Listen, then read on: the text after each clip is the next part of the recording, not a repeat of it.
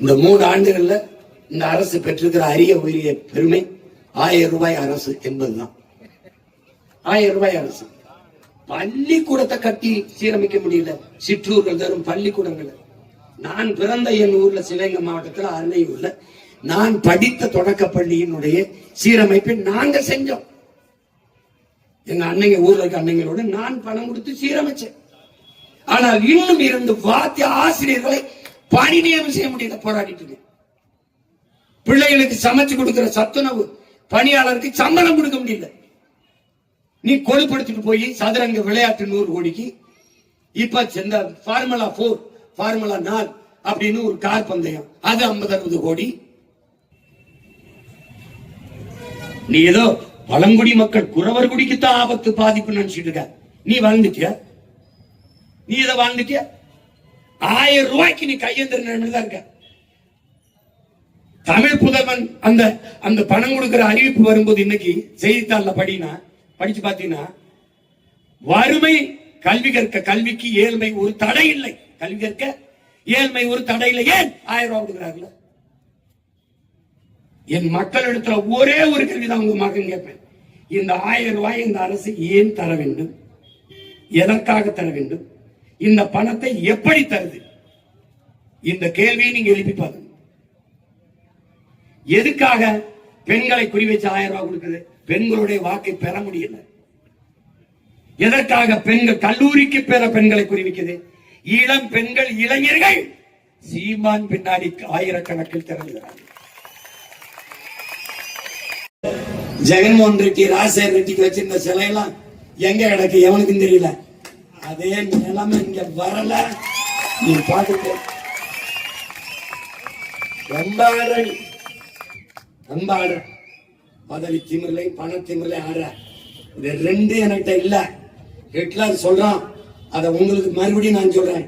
இலக்க எதுவும் இல்லாதவன் இடத்திலே சவால் விடாத. என்கிட்ட இலக்க உயிரை தவிர ஒரு மயிர் இல்ல. பார்த்து நடந்துக்க. பார்த்து நடந்துக்க. நீ ஒண்ணும் கிடையாது. நீ அதிகபட்சமா என்ன பண்ணிடுவாங்க? ஜெயில போடுவாங்க. என்னை மாதிரி மகிழ்ச்சியான உலகத்தில் இல்ல. ஒரு போன் தொல்லை இல்ல, ஒரு இது இல்ல. நிம்மதியா படிப்பேன், நிம்மதியா பொறுப்பெடுப்பேன். எப்ப வெளியில் விட்டே வந்து உன்னை கொள்ளுவேன். இப்பவே நான் கேட்கிற கேள்விக்கு எதுக்கும் பதில் இல்ல. எதுக்கும் பதில் இல்ல. ஏதோ பேசிட்டு அலையிற நீங்க பார்த்து பண்ணுங்க. நியாயமாற கவனம். பல சாம்ராஜ்யங்கள் சரிந்திருக்கு. உனக்கு ஒண்ணும் இல்ல. திராவிடம்னா என்னன்னே சொல்ல தெரியல. பாத்துங்க. நீ வைதவி கத்தங்க படத்துல வந்த விஜயகாந்த் மாதிரி. ஐயா விஜயகாந்த் இல்ல 2 ரீலுக்கு முன்னாடி செத்துவாரு. ஆனா ரேவதி அம்மா அந்த காதலியை கூட்டிட்டு வருவாங்க. காதலனையும் காதலியும் ஊரை விட்டு தப்பிக்க விடுறதுக்கு. ஊர் எல்லையில வெள்ளச்சாமி அருவாளோட நிப்பாரு. அவர் செத்து 1 மணி நேரம் ஆயிடுச்சு. ஆனா அப்படியே நிப்பாரு அருவாளோட. வரலாம் ராதாராக்கிதான் ஊர் மக்கள் எல்லாம் பயந்துட்டு அப்படியே நிப்பாங்க. கடைசியா ஒரு காத்தடிச்சோன்னு விழுவாரு. அப்படி நீ செத்துட்டா ரொம்ப நாளைக்கு முன்னாடி சும்மா ஒரு கத்தியை வச்சு படம் கட்டிக்கிட்டு இருக்கா. ஒரு நாள் நீ விழுதா பாரு. நீ டெட் பாடி செயற்கை சுவாசம் கொடுத்து ஒன்று உயிர்ப்பிச்சு வச்சிருக்கான். ஆக்சிஜன் சிலிண்டர்ல வச்சிருக்கான். உனக்கு கோட்பாடு இருக்கிறாடா. நீ பெரிய கொம்பன் கொள்கையாளன் தானே. ஐயா பெரியார் பேரறிஞர் அண்ணா எல்லாம் வளர்த்த கொள்கையாளன் தானே.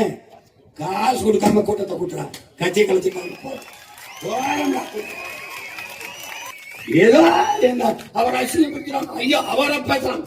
அவரை தாண்டா பேசணும்.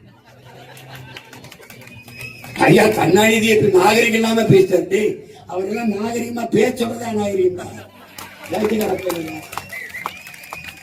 இந்த நாட்டில் அநாகரிக அரசியல் அதனுடைய ஆதி தொடக்கமே அவர் தான். வளையலில் இருந்து தட்டி அனுப்ப முடியாது அக்கா தங்கச்சிக்கு. அவ்வளவு அவசியமா இருக்கு.